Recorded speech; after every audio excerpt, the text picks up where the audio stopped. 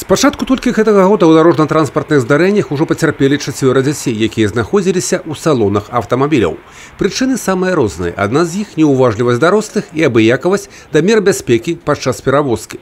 Ужо даўно існуюць спецыяльныя дзіцячыя утрымліваючыя аўтакрэслы, якія дазваляюць маленькім пасажырам пры здарэнні быць у большай бяспецы, але па розных прычынах імі карыстаюцца не ўсе удзельнікі дарожнага руху. С начала текущего года выявлено уже более 2000 нарушений правил дорожного движения. Только в городе Бресте более 300 водителей привлечено к административной ответственности. Вось і ў час правядзення гэтага рэйда супрацоўнікі ДАІ выявілі такіх парушальнікаў. Чаму? Прычыны розныя. Хаця ў большасці бацькі, дзядулі і бабулі разумеюць, што ад гэтага залежыць здароўе і жыццё іх маленькіх пасажыраў.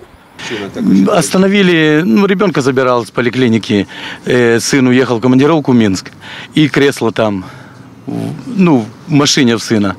А позвонила невестка на работу, и забрать надо срочно было с поликлиники. Я поехал, вижу, ГАИ стоит, я нарушать не думал. Обязательно должно быть все безопасно. Кресла, ремни, это же своя безопасность, тем более детей.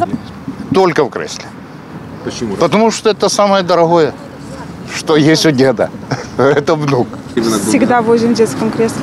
Всегда. У нас в каждой машине у моего мужа, у дедушки, также у мужа сестры.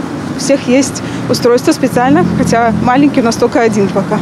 Правіла карыстання дзіцячымі утрымліваючымі крэсламі зусім не складаныя. Галоўнае, каб у дарослых было разуменне пры перавозцы дзяцей, што гэта неабходнасць.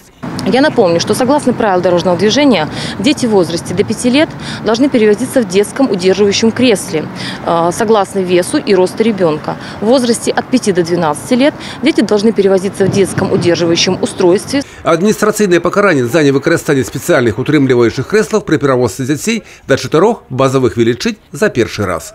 Юрый Печур, Александр Сівіцкі, телерадыёкампанія «Брест».